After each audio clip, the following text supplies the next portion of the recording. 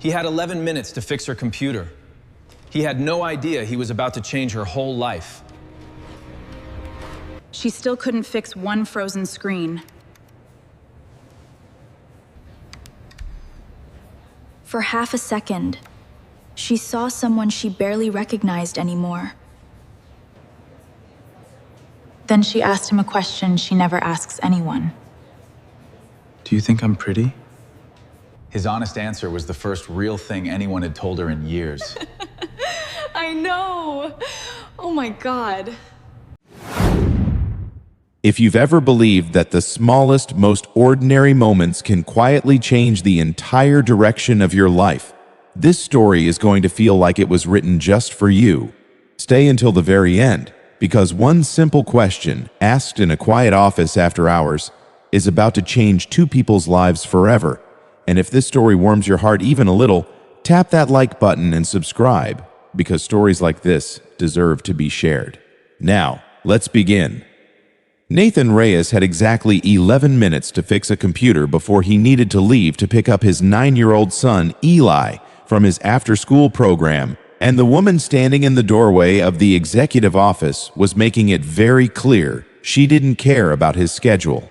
"I have a board presentation in 2 hours," said Vivian Cole, CEO of Coldwell Analytics, a data intelligence firm valued at just under $1.4 billion, "and my laptop just decided this was the moment to freeze completely."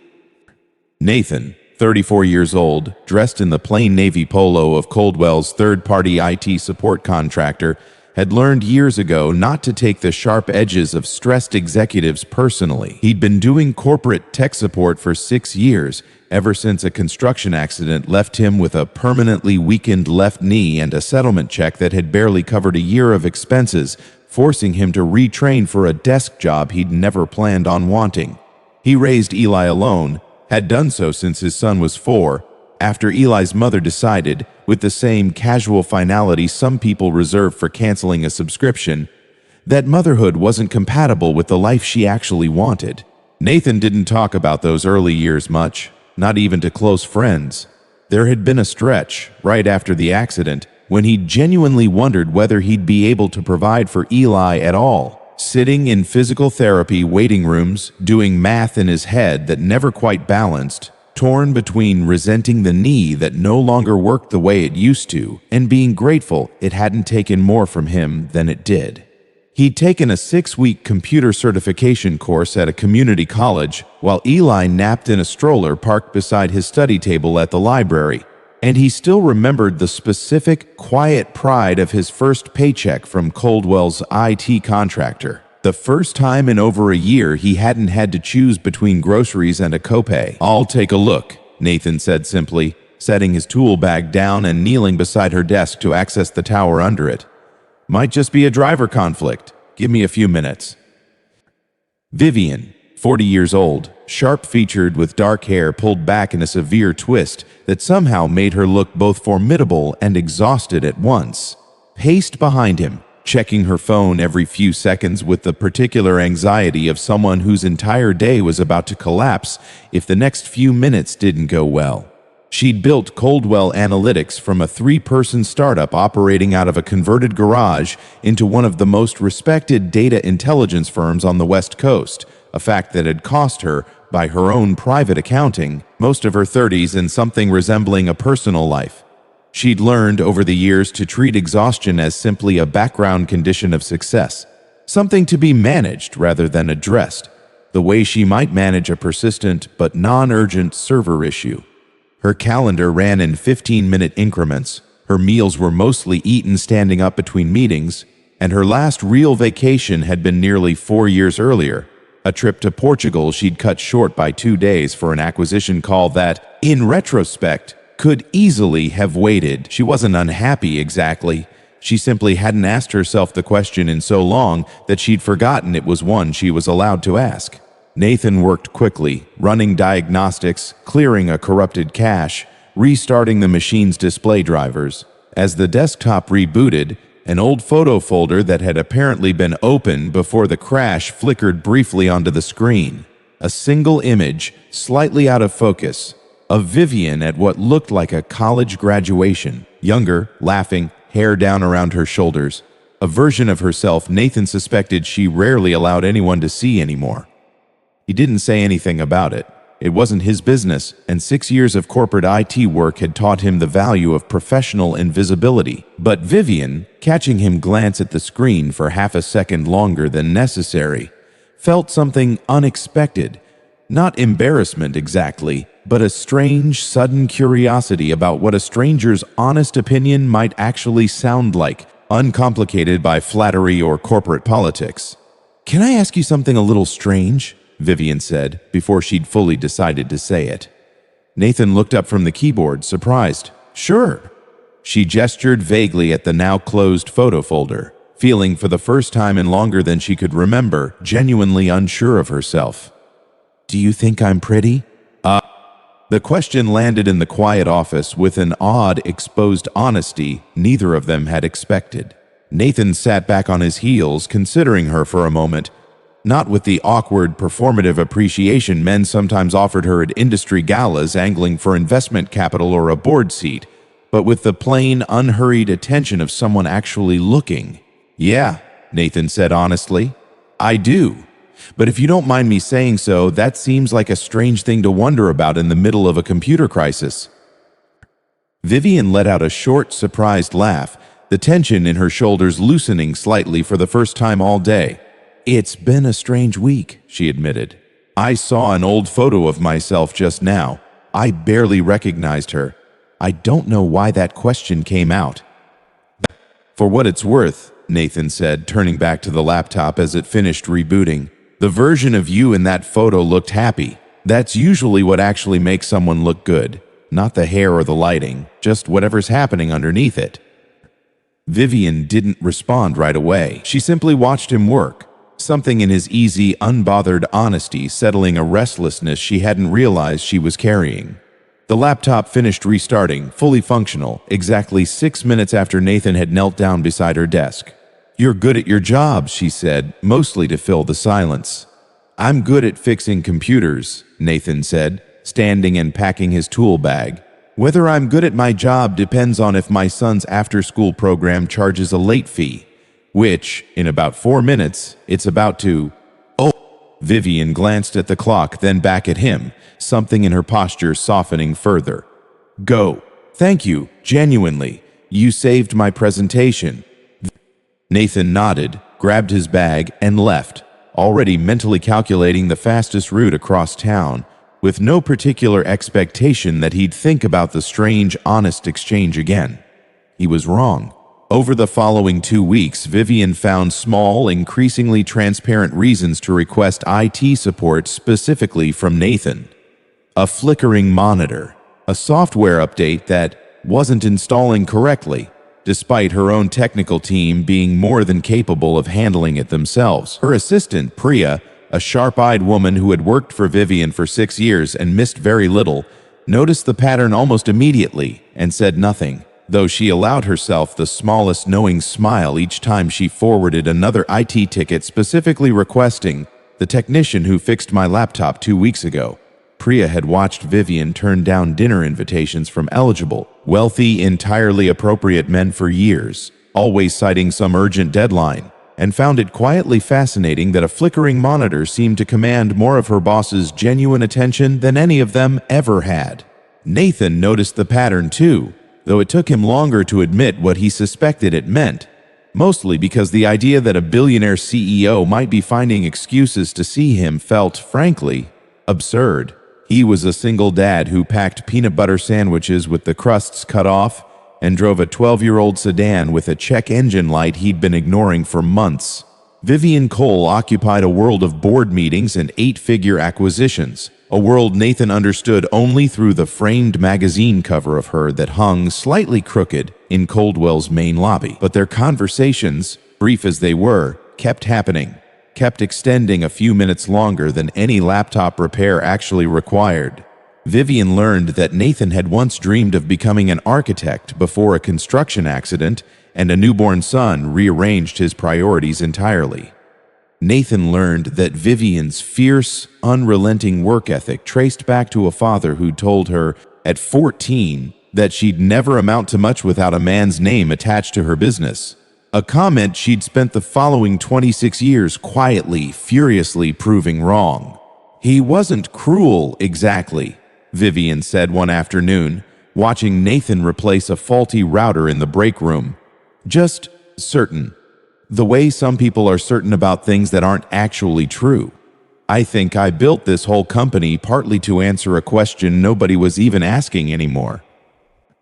Nathan, who understood something about building a life in response to circumstances he never chose, simply nodded. Sounds exhausting, he said, answering questions nobody's asking. It is, Vivian admitted, surprising herself with how easily the honesty came. I don't think I realized how exhausting until recently. The turning point came unexpectedly at Coldwell's annual company picnic, an event Vivian typically attended for exactly 45 obligatory minutes before retreating to handle urgent matters that were, more often than not, simply an excuse to avoid the particular exhaustion of forced casual socializing. This year, Nathan attended as part of the IT contractor team and brought Eli, whose after-school program had a scheduling conflict that left Nathan with no better option.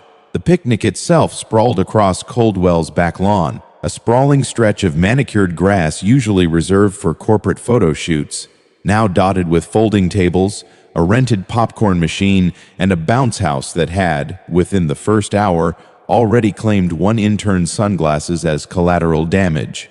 Vivian arrived in the business-casual approximation of picnic attire that still somehow looked like it belonged in a boardroom, already mentally drafting the excuse she'd used to leave early, an excuse she never actually ended up needing. Eli, endlessly curious and utterly unbothered by corporate hierarchy, wandered directly up to Vivian during the company softball game and asked her, with the devastating bluntness only a 9-year-old could manage, whether she was the boss of everything, and if bosses were allowed to play softball too. Vivian, caught entirely off guard, found herself laughing, a real laugh, the kind Nathan had only seen once before, in an old graduation photo flickering briefly across a laptop screen. I think bosses are allowed to play softball, she told Eli seriously. Though I should warn you, I haven't played since college. She played anyway, badly, missing 2 easy catches and striking out twice, to Eli's delighted, merciless heckling. Nathan watched from the sidelines, something warm and unfamiliar settling in his chest as he watched the most powerful woman in the company laughing helplessly at his son's terrible trash talk, dirt on her expensive slacks, hair falling loose from its usual severe twist. You're really bad at this, Eli informed her cheerfully after her second strikeout. I'm aware, Vivian said, grinning. I run a very successful company specifically so I never have to be evaluated on my softball skills. Nathan laughed despite himself, and Vivian glanced over at him, something unspoken passing between them that neither one was quite ready to name yet. Afterward, sitting together on a picnic bench while Eli chased other kids around a nearby playground structure, Vivian finally asked the question that had been sitting quietly beneath the surface of their last several conversations. Can I ask you something honestly, the way I did that first day? Nathan nodded. Do you think this is strange? Vivian asked. Whatever this is, a CEO finding excuses to talk to the IT contractor, I keep telling myself it's ridiculous, and then I keep doing it anyway. Nathan considered the question carefully, watching Eli attempt an ambitious and ultimately unsuccessful cartwheel in the grass. I think, he said slowly, that most of the important things in my life happened because I stopped worrying about whether they made sense on paper. Raising Eli alone didn't make sense on paper either, for a long time. It just made sense in the moment I was actually living it. Oh, Vivian was quiet for a long moment. That's a very diplomatic way of saying, yes, you've noticed too. I've noticed, Nathan admitted, smiling. I just wasn't sure it was my place to say anything. You're kind of a big deal. I fix printers for a living. You fixed my laptop, Vivian corrected gently. and apparently, somewhere along the way, quite a bit more than that. Their relationship, once acknowledged, unfolded slowly and deliberately, shaped carefully around Eli's schedule and Vivian's demanding one, around school pickups and board meetings, around the particular vulnerability of two people who had each built careful, guarded lives after being taught, in very different ways, not to expect too much from other people. Vivian met Eli properly a few weeks later, arriving for a low-key dinner with a wrapped gift that turned out to be, after careful and unnecessarily thorough research on Priya's part, the exact model of remote control car Eli had been quietly wanting for months. Eli, delighted and entirely unsurprised that the CEO who couldn't catch a softball had somehow gotten him the perfect gift, declared her actually pretty cool for a boss, which Nathan later informed her was, from a 9-year-old, essentially a full endorsement. Priya, watching the relationship develop with the quiet satisfaction of someone who had spent years hoping her boss might eventually find something outside quarterly earnings reports worth showing up for, began quietly rearranging Vivian's calendar to protect the evenings she now spent with Nathan and Eli, without ever being explicitly asked to. There were harder moments too, the ordinary friction of two very different lives merging into something new. Nathan struggled at first with the strange vertigo of dating someone whose net worth outpaced his own by a margin he genuinely could not comprehend, uncomfortable with the idea that people might assume things about his motivations. Vivian, in turn, struggled with the vulnerability of being fully seen by someone who had nothing to gain from flattering her, who told her honestly when he disagreed with something, who didn't perform deference the way nearly everyone else in her professional orbit instinctively did. "I don't know how to date someone who isn't impressed by any of this," Vivian admitted one evening, gesturing vaguely at the framed magazine cover, the corner office. "The entire architecture of her success, I am impressed by it," Nathan said. "I'm just not impressed only by it. There's a difference." It was, Vivian realized slowly, the first relationship in her adult life where she felt fully separated from her own success, where someone's interest in her existed entirely independent of what she'd built, rooted instead in the quieter, harder to quantify things, how she laughed at Eli's terrible jokes, how she remembered small details about Nathan's day, how she'd once, on a particularly hard week, shown up unannounced at his apartment with takeout simply because Priya had mentioned, in passing, that he'd sounded exhausted on a call. A year after that first strange, honest question in a quiet executive office, Vivian stood in the same office, this time watching Nathan help Eli with a school project spread across her conference table, blueprints for a model bridge scattered beside laptops and quarterly reports in a combination that would have seemed impossible to her a year earlier. She thought about the version of herself in that old graduation photo, the one Nathan had glimpsed for half a second and somehow understood better than most people who'd known her for years. "Can I ask you something strange again?" she said, watching him help Eli measure a support beam. Nathan looked up, smiling. "Always." "Do you think I'm happy?" Vivian asked, echoing, deliberately, the shape of her original question. Nathan considered her for a long moment, the same unhurried, honest attention he'd offered her the very first day, kneeling beside a broken laptop with 11 minutes to spare. "Yeah," he said, "I do. And for what it's worth, that's usually what actually makes someone look good, too." Vivian smiled, the same unguarded, easy smile from an old graduation photo, fully present this time instead of frozen behind glass, and understood, watching her boyfriend help her someday stepson build a bridge out of balsa wood in the middle of her billion-dollar office, that somewhere between a frozen laptop and one honest, strange question, she had quietly built the one thing her 26 years of proving people wrong had never actually given her. A life that made her happy simply because she was living it, not because she was winning at it. If this story reminded you that the most important questions we ever ask are usually the honest ones we're afraid to say out loud, don't forget to like, subscribe, and share it with someone who still believes that real connection doesn't care about the numbers on your bank statement.